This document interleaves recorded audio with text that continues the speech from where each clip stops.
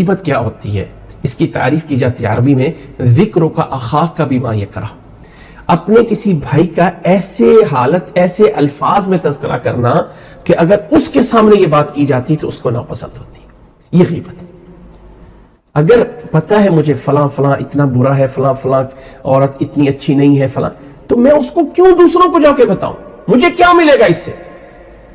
یہ غیبت بہت ساری لڑائیوں کی جڑ بنتی ہے یہاں سے، اس لیے اس سے بچا جائے۔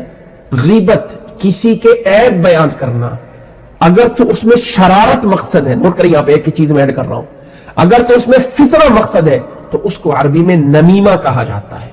غیبہ اور نمیمہ میں فرق یہ ہے کہ غیبہ ہوتا ہے صرف دوسرے کا عیب بیان کرنا، بس آپ کا کوئی مقصد برائی کا نہیں ہے، آپ کا اس کو ذلیل کرنے کا مقصد نہیں ہے، آپ کا لڑانے کا مقصد نہیں ہے، اس کو بولا جاتا ہے غیبہ۔ نمیمہ چغلی جسے کہا جاتا ہے نا ہماری زبان میں، اسے عربی میں نمیمہ کہا جاتا ہے۔ چغل خوری کہ کسی کا عیب اس نیت سے بیان کرنا کہ ان کی کوئی لڑائی ہو جائے، ان کا کوئی جھگڑا ہو جائے، ان کا کوئی اختلاف ہو جائے، وہ اس سے بڑا گناہ ہے۔ تو یہاں غیبت کو اتنا بڑا گناہ کہا گیا ہے۔ ایک مثال مشابہت دے گی کہ کسی کا مردہ بھائی پڑا ہو تو اس کا گوشت کاٹ کے کوئی کھائے گا؟ کوئی نہیں کھائے گا۔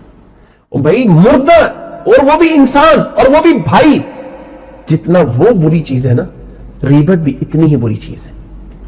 کیونکہ جب ہم کسی کی عزت کو کھا رہے ہوتے ہیں نا، کسی بھائی کی غیبت، کسی بہن کی غیبت کر رہی ہوتی ہے نا، تو ہم اس کا گوشت کاٹ رہی ہوتی ہیں۔ دیکھیں انسان کی عزت اس کے جسم کے اعضاء سے زیادہ ویلیو رکھتی ہے۔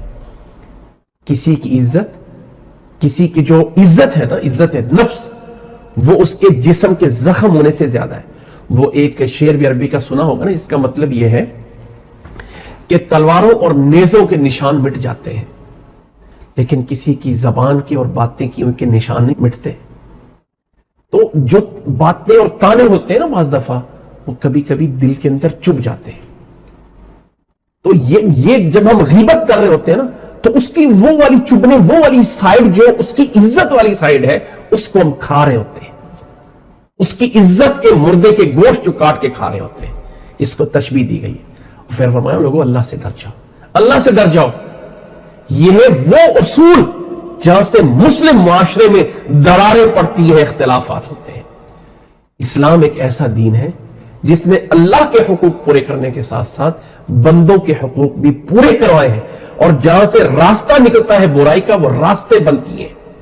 بدگمانی نہ کرو، تجسس نہ کرو، غیبت نہ کرو، برے نام نہ لو، کسی کے برے القاب نہ کرو، مذاق نہ کرو، قتال نہ کرو۔ دیکھو کتنی چیزیں آئیں، کتنی چیز، اگر صرف بول دیا جاتا نا کسی کا نقصان نہ کرو تو ساری چیزیں آ جانی تھی، الگ الگ حکم دے کے سمجھا دیا۔ اور آخر میں فرمایا ان اللہ تواب الرحیم، اللہ تعالیٰ جو ہے وہ توبہ قبول کرنے والا اور رحم کرنے والا ہے۔ یاد رکھ لیں کہ کچھ ایسے مقامات ہیں جہاں پہ انسان کو کسی کا عیب بیان کرنا جائز ہوتا ہے، جسے غیبت نہیں کہا جاتا۔ نمبر ایک، اگر کسی انسان پہ ظلم ہو رہا ہے اور وہ اپنے ظلم کی داستان بیان کرتا ہے، یا کوئی عورت اپنے ظلم کی داستان بیان کرتی ہے، میرے پہ فلاں نے ظلم کر دیا، لیکن اگر واقعتاً وہ ظلم ہو تو مظلوم کے لیے جائز ہے ظالم کے ظلم کو بیان کریں۔ مظلوم کے لیے جائز، اگر واقعتاً خامد ظالم ہے، بیوی مظلوم ہے، بیوی ظالم ہے، خامد مظلوم ہے، بھائی ظالم ہے، کیونکہ غیبت جو ہوتی ہے نا یہ اکثر رشتہ داروں میں ہوتی ہے۔ جو رشتہ داروں سے اوپر ہوتے ہیں نا، دوسرے لوگوں کی غیبت کوئی نہیں کرتا، ہمیشہ اپنے رشتہ داروں کی غیبت کرتے ہیں۔ یہ خالہ، یہ چاچا، یہ چاچی، یہ فلاں، غیبتیں یہاں آ کے ہوتی ہیں۔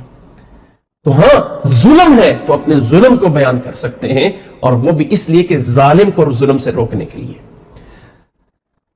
دوسری چیز، یہ دوسری جگہ، کسی برائی کو بدلنے کے لیے مدد حاصل کرنی۔ ایک ظلم ایک الگ سے بڑی برائی ہے، لیکن ظلم کے علاوہ کوئی اور انسان ہے جو کہ مثال کے طور پہ کوئی، یہاں ہمارے پاک و ہند میں بڑے عجیب سی بات ہوتی ہے کہ لوگ گھروں کے اندر اتنی اونچی آواز سے جو ہے وہ ڈیک لگا دیں گے، کیا لگا دیں گے کہ سارے پڑوسی تنگ ہو رہے ہیں۔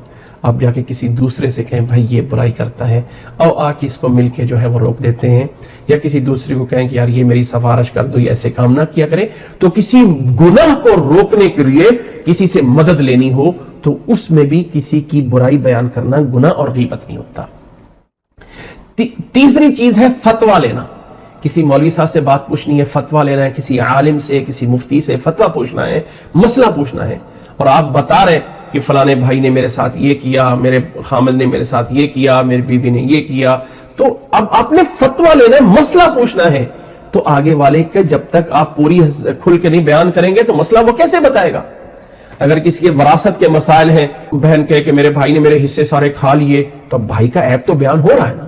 لیکن فتویٰ لینے میں، مسئلہ پوچھنے میں کسی کا عیب بیان کرنا غیبت نہیں ہوتا ہے. چوتھی چیز ہے مسلمانوں کو کسی برائی سے بچانے کے لیے تحذیر المسلمین.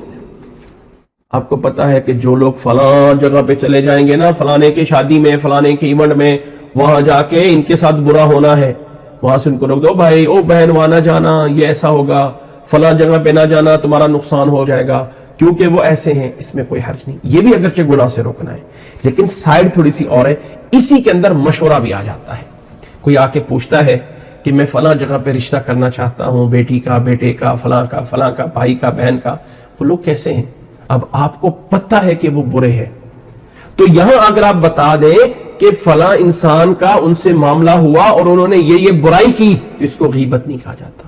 مشورے کرنے میں فلاں بندے سے بزنس کرنا چاہتا ہوں، وہ کیسا ہے، آپ جانتے ہیں اس کو، آپ کو پتا ہے فلاں اس کے اندر عیب ہے، آپ کہیں جی میں نے اس کا عیب بیان کر دیا تو غیبت ہو جائے گی. بڑا نہیں، مشورہ کرنے میں آگے والے کو صحیح مشورہ دینا. اس مشورے میں آگے والے کی جس کے بارے میں مشورہ کیا جا رہا ہے اس کی برائی بیان کر دی جائے تو یہ غیبت نہیں ہوتی ہے.